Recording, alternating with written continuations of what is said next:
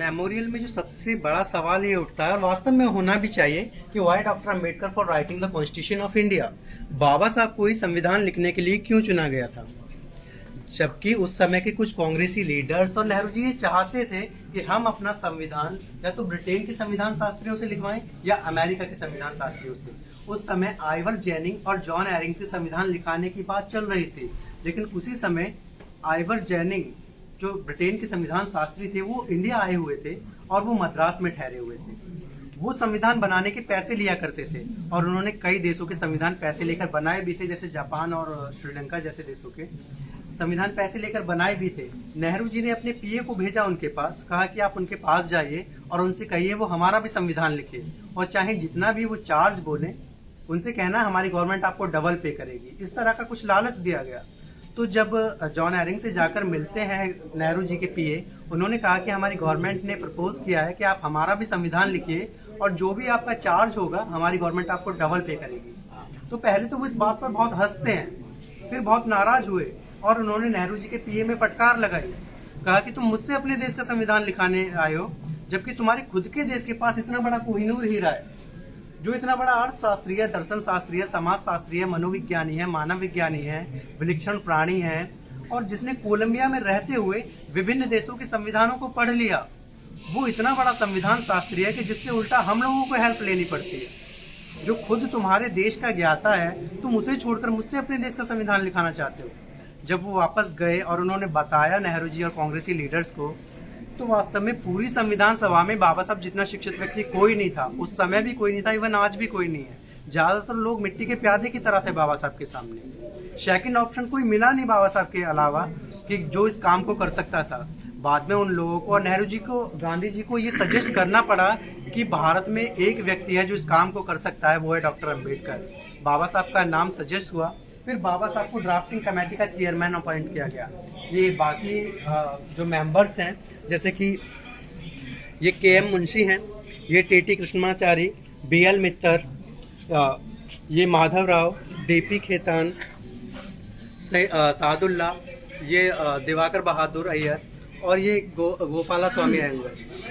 ये कहने भर के लिए ये मेंबर्स रहे। इनमें क्या होगा, किसी की डेथ हो गई, कोई रिजाइन करके चला गया, कोई बिजनेस की वजह से विदेश चला गया, ज्यादातर भार बाबा साहब के कंधों पर आ गया। और कभी कभार तो ऐसा हुआ करता था कि जब संविधान सभा की बैठक होती थी तो ड्राफ्टिंग कमेटी से सिर्फ बाबा साहब ही पहुंच पाते थे, बाकी सब गोल रहते थे। जबकि बाबा साहब खुद भी बीमार रहते थे, वो डायबिटीज के पेशेंट थे, हार्ट के पेशेंट थे, अनिंद्रा के वो पेशेंट थे, लेकिन फिर भी अपने त्याग, परिश्रम और मेहनत से बाबा साहब ने हमारे संविधान को आकार दिया और भारत का संविधान विश्व का सबसे बड़ा लिखित संविधान बना।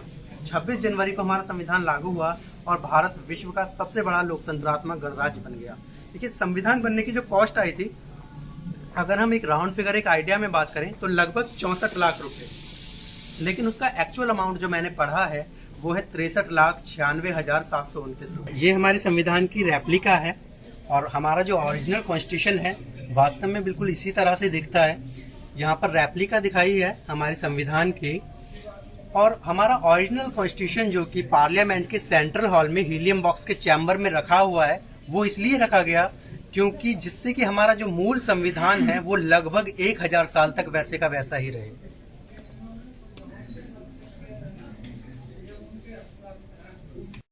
ये हमारे संविधान सभा के ज्वाइंट सेक्रेटरी हैं एस.एन. मुखर्जी, ये बाबा साहब हैं और ये एजाज रसूल बेगम हैं। इनके बारे में अगर मैं बताऊं तो हमारे संविधान सभा में 289 मेंबर्स थे। 289 मेंबर्स में से 15 लेडीज थी। उन 15 महिलाओं में जो अकेली मुस्लिम महिला थी वो एजाज रसूल बेगम थी, क्योंकि बाबा साहब ने ये सुझाव दिए भी हैं और हम देखते भी हैं कि बाबा साहब ने संविधान सभा में, जैसे कि एजाज रसूल बेगम जो कि एक अल्पसंख्यक समुदाय से आती थी, अकेली मुस्लिम महिला हैं, उन्होंने अल्पसंख्यक समुदाय को भी समान प्रतिनिधित्व देने की वकालत की। जैसा कि कोई भी चीज़ देखने में अच्छी और सुंदर लगे, वैसे ही हमारा संविधान भी देखने में अच्छा और सुंदर लगे, उसके लिए आचार्य नंदलाल बोस और प्रेम बिहारी नारायण रायजादा को अपॉइंट किया गया। आचार्य नंदलाल बोस उस टाइम के बहुत फेमस आर्टिस्ट थे और प्रेम बिहारी नारायण रायजादा उस टाइम के बहुत फेमस कैलीग्राफर। इनसे कहा गया कि आप संविधान को अपने हाथों से लिखिए, अपने हाथों से उसे कैलीग्राफ कीजिए जब इनसे पूछा गया कि आप इस काम को करने का क्या चार्ज लेंगे, कितना मेहनताना लेंगे, तो इन्होंने कहा मुझे कुछ नहीं चाहिए, रुपया पैसा मेरे पास सब कुछ है, लेकिन मेरी एक शर्त है कि मैं संविधान के हर पेज पर अपना नाम लिखूंगा और संविधान के लास्ट पेज पर अपना और अपने दादाजी का नाम।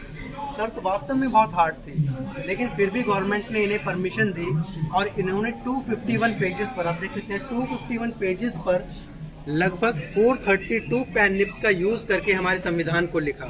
और आज हम इनकी ओरिजिनल हैंड राइटिंग ये देख पा रहे हैं, जिसे इटैलिक स्टाइल कहा जाता है। और आज इनकी हैंड राइटिंग का इटैलिक फॉन्ट कंप्यूटर के MS वर्ड में मौजूद है।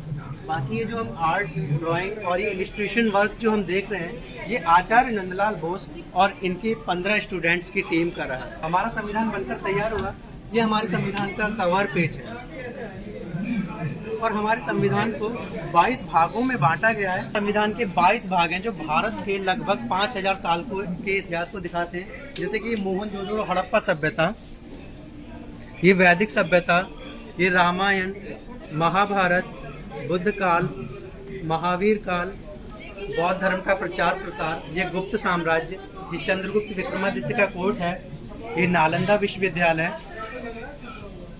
ये ऑरिजिन स्क्रप्चर, ये नटराज, गंगा अवतरण, ये मुगल्स, ये छत्रपति शिवाजी और ये महारानी लक्ष्मीबाई, टीपू सुल्तान और महात्मा गांधी को शांति दूत के तौर पर दिखाया है। ये आज़ाद हिंद फौज, नेताजी सुभाष चंद्र बोस, और ये हिमालय, डेजर्ट एंड इंडियन सब कॉन्टिनेंट। और हर पेज पर, जैसा कि प्रेम बिहारी नारायण रायजादा ने कहा कि मैं हर पेज पर अपना नाम लिखूंगा, तो ये हर पेज पर उनका नाम मेंशन है, प्रेम। जब हमारा संविधान बनकर तैयार हुआ, उसे हैंडओवर किया गया हमारे first president of India doctor Rajendra Prasad को। आप देख सकते हैं यहाँ पे सरदार वल्लभ भाई पटेल हैं, वो बाबा साहब, पंडित नेहरू, डॉक्टर राजेंद्र प्रसाद, मौलाना अबुल कलाम आज़ाद और ये first and last Indian governor general C Rajagopalachari. First and last इसलिए क्योंकि हमारा संविधान इम्प्लीमेंट हो गया और संविधान बनने के बाद जो गवर्नर जनरल की पोस्ट थी वो डिसमिस हुई। और इन इंटरेक्टिव टेबल्स पर 16 फैमिली या विजिटर्स एक साथ विजिट कर सकते हैं। इसमें संविधान निर्माण की पूरी प्रक्रिया है, ये हिंदी इंग्लिश दोनों में है। और इसमें इतनी नॉलेज है, इस पोर्शन में इतनी नॉलेज है कि अगर कोई PhD करे तो यहाँ से PhD की लगभग 5 थीसिस तैयार हो सकती हैं। ये देख सकते हैं पढ़ने के लिए। ये फोटो गैलरी है बाबा साहब की, इसमें ओरिजिनल फोटोज हैं।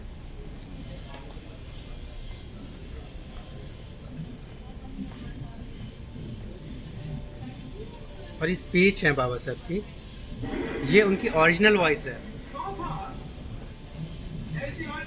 अगर आपने अभी तक हमारा चैनल सब्सक्राइब नहीं किया है तो सब्सक्राइब करें और घंटी का बटन बिल्कुल भी दबाना ना भूलें, ताकि सभी लेटेस्ट खबरें पहुंच सकें आप पे सबसे पहले।